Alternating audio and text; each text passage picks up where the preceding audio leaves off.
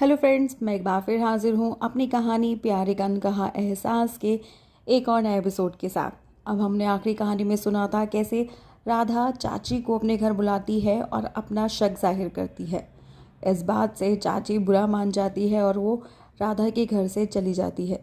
ये सारी बातें बसंती मोहन को फ़ोन करके बताती है और मोहन जल्द ही अपने ऑफिस से निकलता है और डॉक्टर को फ़ोन करता है कि अब वो समय आ गया है जिसको हम अभी तक इग्नोर करते आ रहे थे।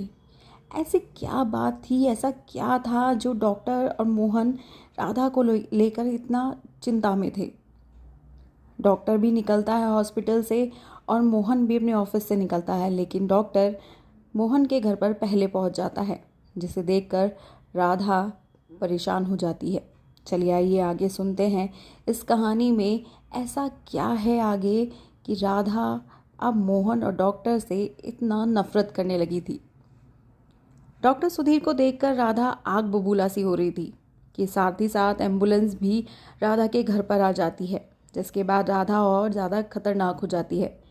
राधा डॉक्टर को गुस्से से बोलती है, मुझे सब पता है, तुम्हें मोहन ने भेजा है ना मुझे और मेरे बच्चे को मुझसे अलग करने के लिए। मैं ऐसा नहीं होने दूंगी डॉक्टर। मैंने भी पुलिस को फ़ोन कर दिया है। अब देखना तुम सब के सब जेल जाओगे। थोड़ी ही देर में मोहन भी पहुंच जाता है और राधा की हालत देखकर घबरा जाता है और उसके पास उसे संभालने के लिए जाता है कि तभी राधा चिल्लाकर हाथ में कांच की बोतल ले लेती है और बोलती है, कोई भी आगे आएगा ना उसको मार डालूंगी मैं। मोहन तुम भी। मोहन बहुत दुखी होता है और रोने लग जाता है और रोते हुए राधा को बोलता है, राधा मैं तुम्हारा मोहन हूँ, तुम मेरे साथ ऐसा कैसे कर सकती हो।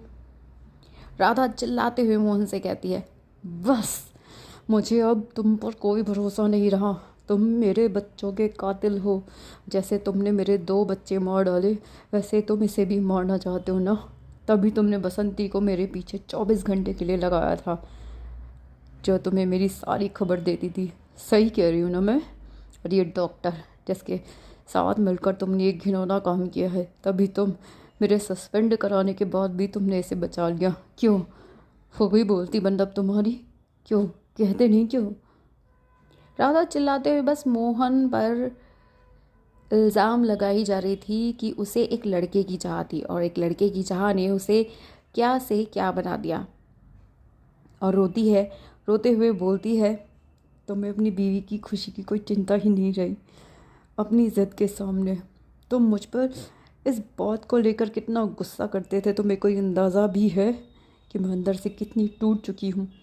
तुम्हें अगर लड़की नहीं चाहिए थी तो अब एक काम करो, मुझे इस बंधन से आज़ाद कर दो। इतना बोलते ही पुलिस आ जाती है मोहन के घर पर और मोहन के घर पुलिस आते देख चाची भी मोहन के घर चली जाती है कि पता नहीं ऐसा क्या हुआ जो पुलिस उनके घर आई है। राधा रोते हुए पुलिस से बोलती है, इंस्पेक्टर सर आप इस डॉक्टर को गिरफ्तार कर लीजिए। ये डॉक्टर मेरे बच्चों का जेंडर चेक करता है और उस लड़की पता चलने पर उसे मार डालता है। इसी डॉक्टर ने मेरे 2 बच्चों को मार डाला। आप इसको गिरफ्तार कर लो और साथ के साथ मेरे पति मोहन को भी। वो बेधुनी हत्या इन्होंने ही करवाई थी और अभी ये दोनों मुझे मिलकर न जाने कहाँ ले जाने वाले थे। मोहन पुलिस से कड़क की आवाज़ में बोलता है, नहीं ये गलत कह रही है डॉक्टर, और मैं सही कह रहे हैं, ये गलत है। पुलिस मोहन से कड़क की आवाज़ में पूछता है, ये सब क्या कह रही है ये मैडम, और ये क्या मामला है? मुझे आप दोनों को थाने ले जाना होगा। डॉक्टर मोहन से रिक्वेस्ट करते हुए कहता है, मोहन अब तो सच बोल दो, क्योंकि अब हालात तुम्हारे हाथ में नहीं है। अब तुम्हें राधा को सब सच बताना ही पड़ेगा, नहीं तो इसका अंजाम बहुत बुरा होगा। मोहन इंस्पेक्टर से रिक्वेस्ट करते हुए बोलता है, सर मुझे आपको कुछ दिखाना है, आपको क्या मुझे 2 मिनट दे सकते हैं?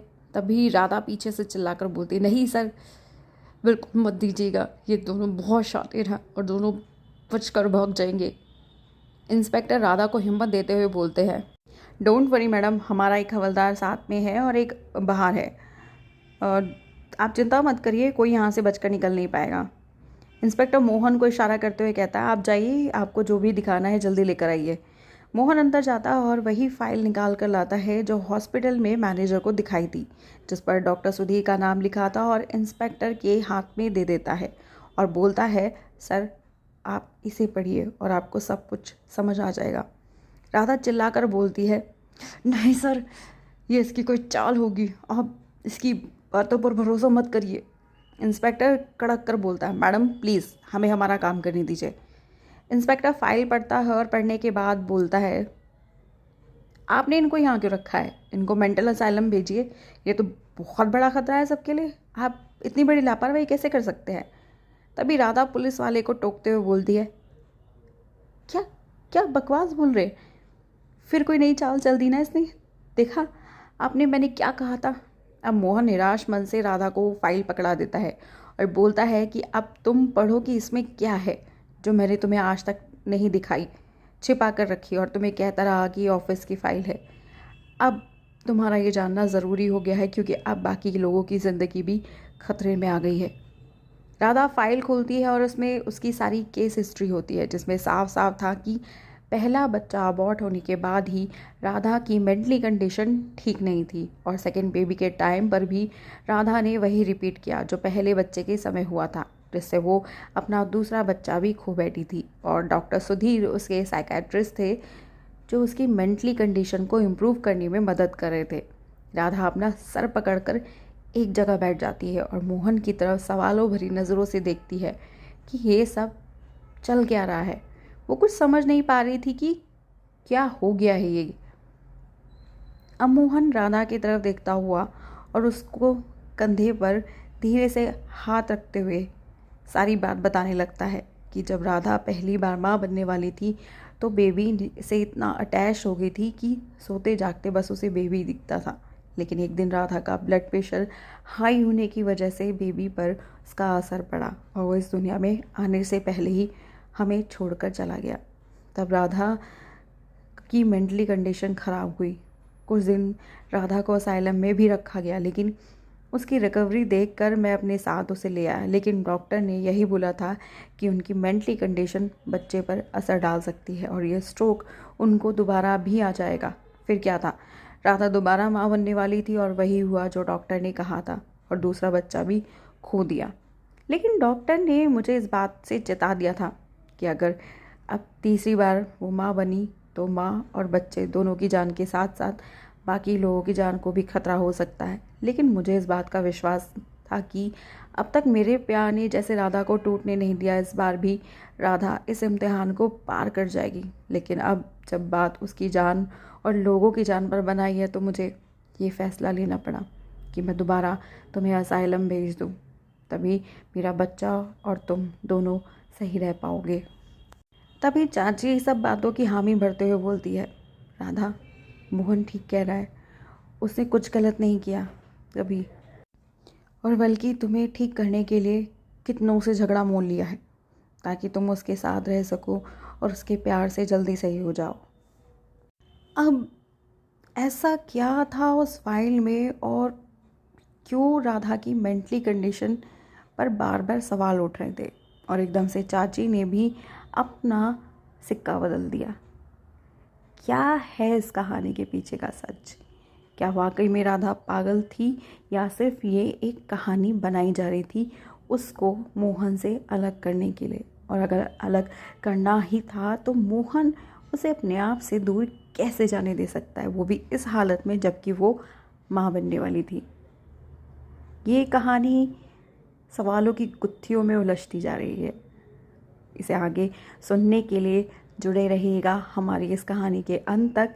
आइए अब सुनते हैं लेखक की कलम से प्यार।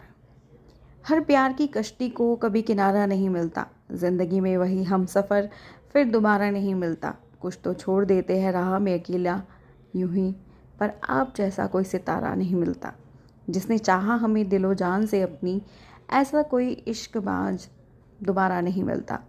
प्यार एक अनकहा एहसास है जो जिसका हर किसी की आंखों में नज़ारा नहीं मिलता।